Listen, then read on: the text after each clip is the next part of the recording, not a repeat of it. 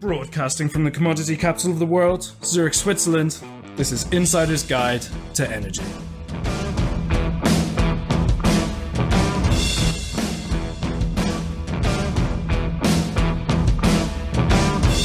This edition to Insider's Guide to Energy is brought to you by Fidectis. Go to www.fidectis.com for more information.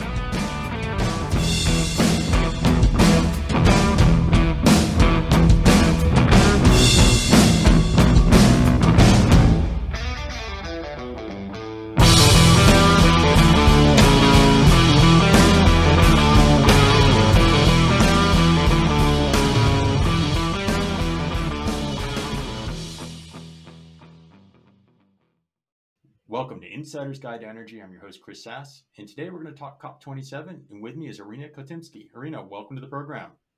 Thank you, Chris. It's a pleasure to be here.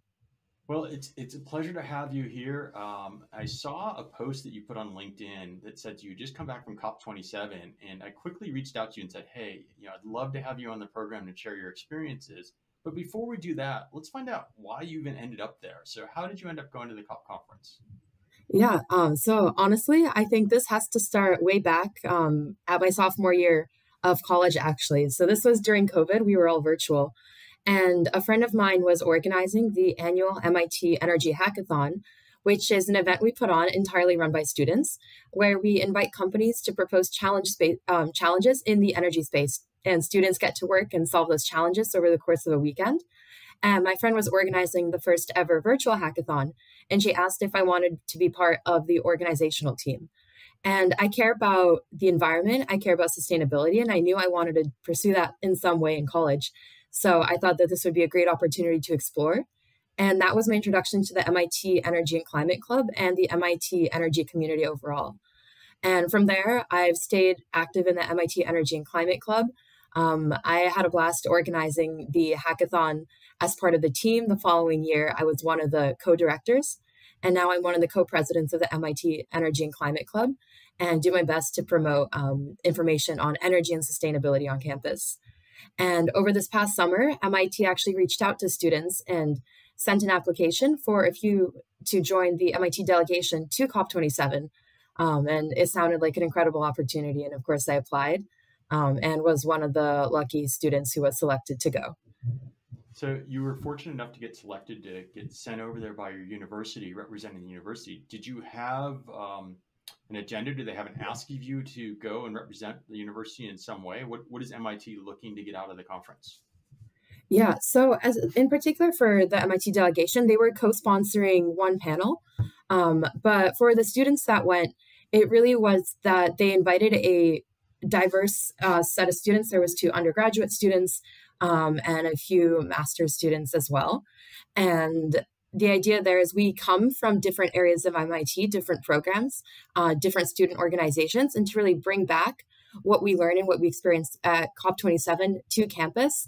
So then that can impact our organizations in some way. Okay, so we know a little bit about who you are. You're engaged in energy and climate, and you're part of MIT community. So tell me about the experience. You went to the conference. I've heard mixed reviews about the organization of the conference. I've heard that some of the feedback from some of my colleagues was mixed on how organized it was. But how was the event for you personally? Well, it certainly was the largest event I have ever been to, hands down. So I sympathize with the organizational part of it. It was an enormous space with different shuttles running throughout the day, different events going on, locations of events changing last minute. But I think that aside, it truly was the most diverse event I've also ever been to. And it was really neat to be able to walk around, go to events put on by different countries, different organizations, hear the national statements from each country about what their priorities are and what the most urgent challenges are when it comes to climate change for them. And I think overall, it was a great experience. I know in my LinkedIn post where I talk about this, of course, it's not all sunshine and roses. One of the things that you do realize is certain countries want one thing, other countries want the exact opposite. And this is where you understand that it becomes so challenging to negotiate at the international level. So I mean, I guess what are some of the takeaways that you got? I mean, I think we have the news articles of wealthier countries maybe signing up for some responsibility economically to help countries through climate change. What are some of the hot topics that you sat through and you thought were extremely compelling to you and they're going to be interesting to you? Yeah, one topic that I've really been following is the how the war in Europe currently between Russia and Ukraine is impacting the energy in Europe right now and also broadly around the world. I went to one event in particular that I think I wrote down the title here, Impact of Russia's War Against Ukraine on European Climate Policies. And that was a really fascinating event. They had a few representatives on the panel. And one of the things they mentioned is that prior to the war, Ukraine was submitting a new nationally determined contribution, or NDC goal, as part of the Paris commitments to reduce the amount of CO2 that the country releases. And then the war broke out. So, of course, there's no way that you can abide by those goals and targets that you set for yourself anymore. And what do you do when all of your goals become meaningless because your country is engaged in a war? And that, I think, was really, really touching. There was an activist on the panel who had been involved in pushing Ukraine towards more renewable and sustainable energy, but was now working to keep the natural gas industry alive, simply to provide heating and electricity for everyone in the country at the most basic level. And understanding the impact that this will have on Ukraine and Europe broadly is something that I've really been following and I think is really interesting. There's a few partnerships and initiatives announced as well.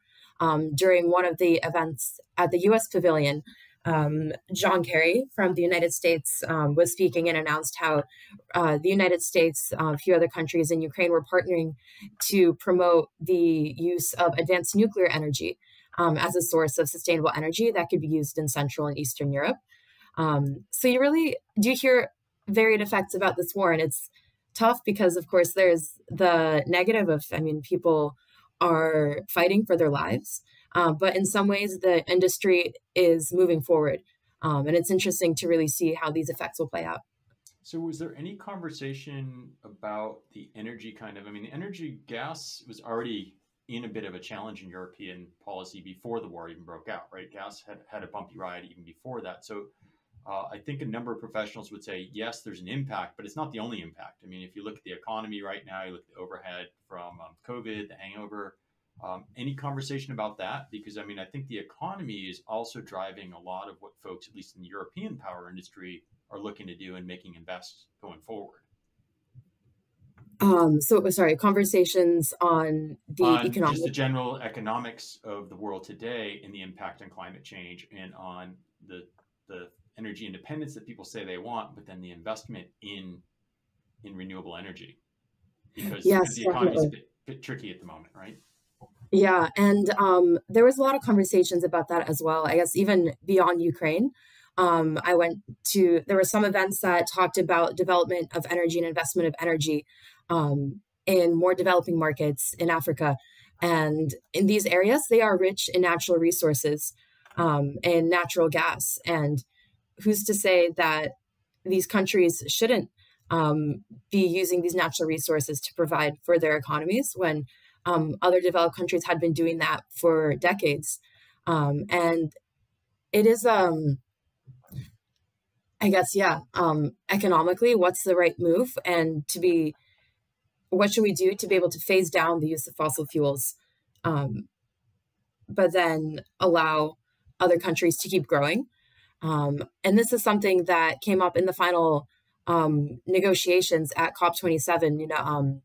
At COP26, there had been talk of perhaps next COP, we're actually going to put into words phasing down fossil fuels. And a lot of the protests that were going on at the event this year, despite the kind of word on the street that Egypt really is cracking down on protests, civil protesting, there really were a number of activists within the COP27 venue who still were able to stand up and say what needs to be said about phasing down fossil fuels. Unfortunately, that text did not make it in the final negotiations of COP27. So I guess for the foreseeable future, I do think that we're going to see a growth of fossil fuels simply for the economic development. that countries need and demand. But that is certainly a hot topic as we go forward. What country did you hear speak that surprised you? What one did you kind of go, huh? I didn't think they'd have this position, or it was not where you thought they might be. Maybe you thought they were more progressive and they were less progressive. But were there any surprise speakers that you heard or representations that you heard? Yeah, actually, one of the days. So again, going back to the whole complicated venue setup. So the main zone where we spent most of our time as delegates with the badge access was the blue zone, which is where the negotiations were taking place, which is where all of the countries had their pavilions. There were a few other public zones open to anyone who wished to join, and those were the green zone. And there was also this area called the Climate Action Zone, which we visited one day, and also the Saudi Arabia Green Initiative pavilions, which were their own separate venue. And we actually stumbled upon them by accident. We were just walking down the street. We had taken the wrong shuttle to the wrong place, and we decided to check it out and go in. And Saudi Arabia had this whole pavilion set up about innovations in climate sustainability going on in the country and ways that they're trying to transform their economy solely from oil and gas and petrochemicals. And I think that was a really interesting perspective because you see them pivoting towards more sustainable products, towards designing new solar panels that instead of being made out of a metal and glass frame are made out of a plastic frame. And the idea there is, well, they're lighter to transport. It means they're cheaper to transport. In some ways, that makes them more durable to where you're planning to set them up.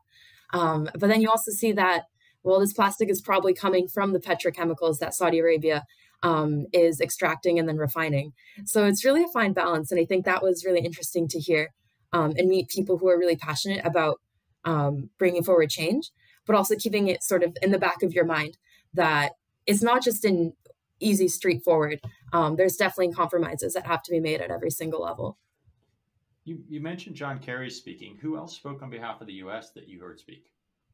Yeah, so John Kerry, I was lucky enough to see in person. He was at one of the panels at the U.S. Center in doing an introduction. And that event in particular was, I think the name of it was U.S. Conservative Goals in Climate Change. And that was a fascinating panel. That honestly was one of my favorite events because at the end of the day, I'm going back to the United States. This is where I can have the most impact. And this is where I have to be standing up and talking with other people and bringing change.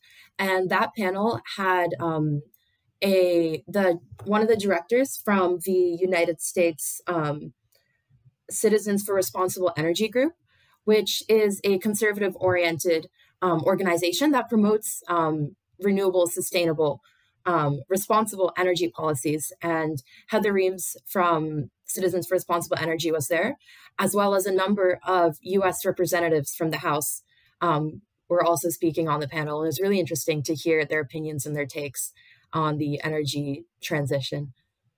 So you mentioned that you go to MIT. Now, are you a graduate or undergraduate student? I am an undergraduate student. I'm a senior. Okay, so you're wrapping up at MIT. You mentioned in our pre-conversation before we started recording that you're applying to perhaps some graduate programs, some prestigious graduate programs, and I assume that's in energy? Yeah, I'm planning on pursuing a master's in energy after I graduate. And I guess my question would be, so you had this great opportunity, you were exposed to a unique view of the world that many can't get firsthand. How do you think that impacted you to what you want to do now in the future? So has it changed your drive to how you want to make your impact to maybe, the energy transition of the future? Yeah, I think one thing that you see so clearly going to an event like COP27 is there simply so many stakeholders all around the world in this issue. And you can focus on it solely within the United States. But then there's also a global perspective where there are other people who are making progress or innovating in this space. There's a lot to learn from them. There's also a lot of work that you can help by doing in other places in the world. So this is something that I grew up in the United States. I did my undergraduate degree in the United States. And over the past few years, I've really been trying to get involved in projects or classes that discuss more on a global level, like what are the challenges that we have in the energy transition. And I think going to COP27 really just emphasized that we need to be doing this on a global scale and with a global bottom line in mind, because climate change isn't just going to be impacting the United States, it's going to be impacting everyone. And it really, I think this mindset of being a global citizen is something that I think is really important to me and something that I will kind of take with me wherever I go in the future.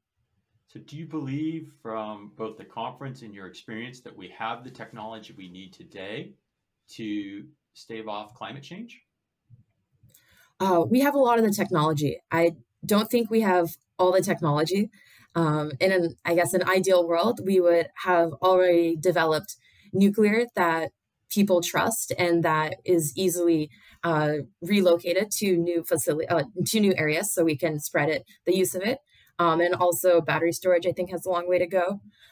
Carbon capture and storage is, I know, something that's has mixed opinions, but I do think that having progress on that will also be crucial to our energy transition and getting key stakeholders on board with any agreements that get made.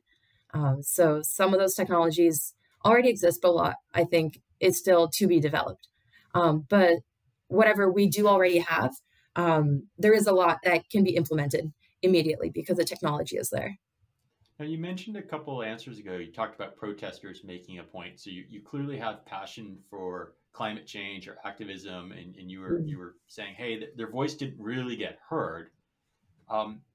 Do we need their voice heard? Isn't the COP27 conference the world getting together, understanding there's a problem, or you think that it's just politics and business as usual? Why do I need activists to go to a climate event like this where the world's trying to solve a problem together? I guess I'm just curious because you said it very passionately, like, hey, their voice didn't get heard. So you didn't feel from that comment, I didn't feel like you believed that the people were taking this seriously and they needed to hear more input. Help me understand that. Yeah. So I think of all of the reasons that COP27 gets criticized, one point that you can't criticize it on is that it is a platform that puts the voices on climate change across the entire spectrum on the world stage, including activists who might not normally be able to get across to the rest of the world, who might be working in a small community in a nation that is going to be underwater if nothing happens with rising sea levels and climate change. But they're there in front of the venue being filmed by film crews from around the world and getting their message across. And I think that is something that makes COP27 really an important place for protesters to participate and really make sure that their voice is heard. I know one of the pavilions that I didn't expect to spend so much time, and I ended up going to a number of events, was the Children and Youth Pavilion. And I think the energy there very much was of, this is our time and we need to do something now. And I think that was just a very inspiring place to be. It was the first time that a COP conference had a children and youth pavilion. And I think that is maybe a small win relative to negotiations that are happening, but something that's really cool. And I'm looking forward to keeping an eye on in future COPs. I personally believe that energy and energy transition is one thing a young person can make a difference in. We mentioned earlier in the show, I talked about our Future Leaders program and the content that these ETH students put together for the podcast. And the concept that podcast came out when I was talking to them and saying, hey, you know what? You just finished your master's degree from ETH. You guys can actually make a difference. You don't have to go work for a big company and do crazy things. Even as a 20-something, you can actually change the world. And that was their concept to start that young folks can make a difference in energy. I think, a conference, when you have world leaders together, it's a bit more complex. So the more energy you do, the harder you realize the situation is, right? You start out and you say, well, we should not use hydrocarbons. They're just horrible, right? And then you realize that life as we know it probably won't exist if we stopped them all tomorrow. So how do you get a transition in a way that gives people quality of life? So I guess, you got to see the world stage. One thing is you said it's one of the largest conferences you've ever been to. So is that an ironic thing that people fly in from all over the world for this big conference, air conditioned in the desert, to go talk about climate change? Do you not find that somewhat ironic? I touched upon this in my LinkedIn post that there is greenwashing at COP. Countries are going to show up, companies are going to show up and applaud the achievements that they're making in sustainability and reducing their carbon emissions without even kind of considering, well, this is the smallest fraction possible to get to net zero. And that in some ways is sort of confusing the bottom line as well. We need to reduce our carbon emissions to the point where they're not increasing year on year. And that is something that you need to show up there ready to be aware of. You can't just take every single word for word, but really be there. And certainly these achievements are great and they're in the right direction. And I think that's what matters is overall, as a conference, as a community, we've acknowledged that this is an issue and we need to make change. And from here on out, now we just need to keep the pressure and get that transition going faster. Now, did other people that went with you from the delegation, either on faculty, speak, or were there other folks from MIT that actually spoke at the conference? Yeah, so there were a few other professors, and there was also a number of other students who went in week 2. To my knowledge, the students who went in week 2 didn't participate in any of the panels, but I know one of the students that we were in touch with before the event, we had some group chats going with other students in the Cambridge area and from other universities. And one girl that I met for the first time was helping to organize an event at the Children Youth Pavilion. And that one, I think, was really impactful because kind of going back to this irony of who gets to fly thousands of miles to the middle of the desert for this important conference. So she works with a nonprofit called Restless Development. And what they were talking about is all the voices that don't get represented at COP. What happens to them?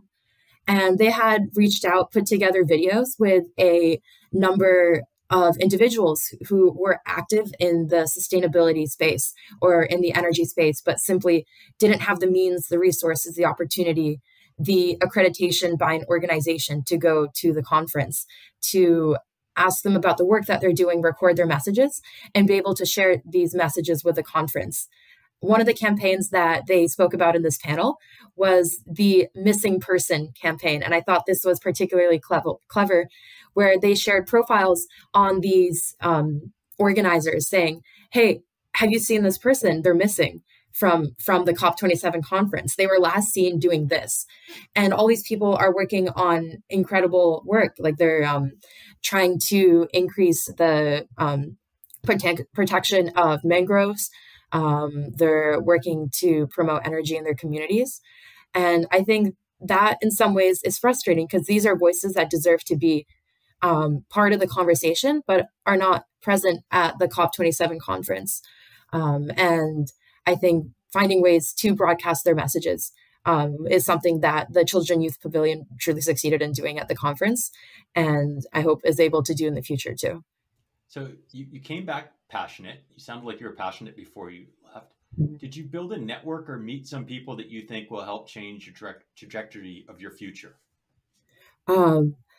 So for a few days, I actually was sick, and I did try to keep away from other people and wear a mask. So that was probably the most unfortunate part of the conference. But as soon as I felt better, I was back in the room. I met students from a number of different universities, and I think making connections with other young people is so important because energy and sustainability is such a vast topic, and it's easily discouraging. In some ways, we're working against a race that it feels like we have no chance of winning.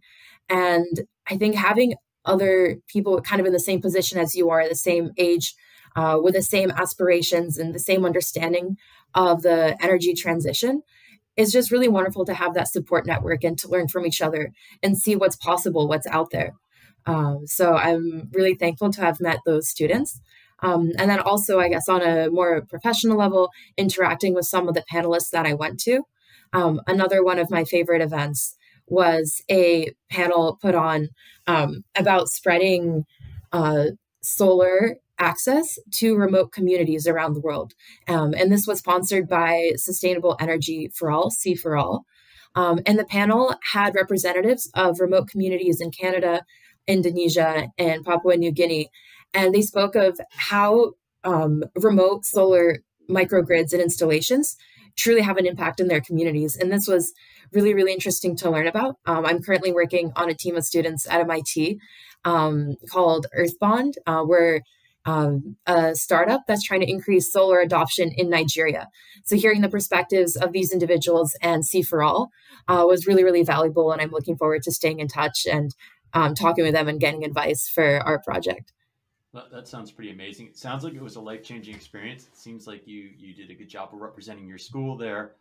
Now, one final question I have is, if you're trying to go again next time, do you want to go to the next conference? Is that like a priority? Are you trying to figure out how to finagle that? That's a great question. That's a great question. So I think I would not have even considered going if I did not have the support of MIT, since that would be exorbitantly expensive. But also, frankly, I guess coming back to that, well, why are we all flying out here to the desert? I think certainly easily sending another student to have the same life-changing experience would be 1,000 times more important than sending me for a second time, since I've seen it, I know what's out there. I think whenever I do return to a COP in the future, I hope it's at a point where I can say, this is the impact that I've had in the world, and this is how much closer we are to net zero. I think that's when I would want to return. Well, awesome. I appreciate you spending your time and sharing your experience with our audience and Insider's Guide. Thank you so much for being on today's podcast. Yeah, thank you, Chris, and happy Thanksgiving. Yes, and for our audience, I hope you've enjoyed this content as much as I have. Don't forget to subscribe, comment, share this episode with your friends. For our Future Leaders program, please share this as well. And we look forward to talking to you again on Insider's Guide to Energy. Bye-bye.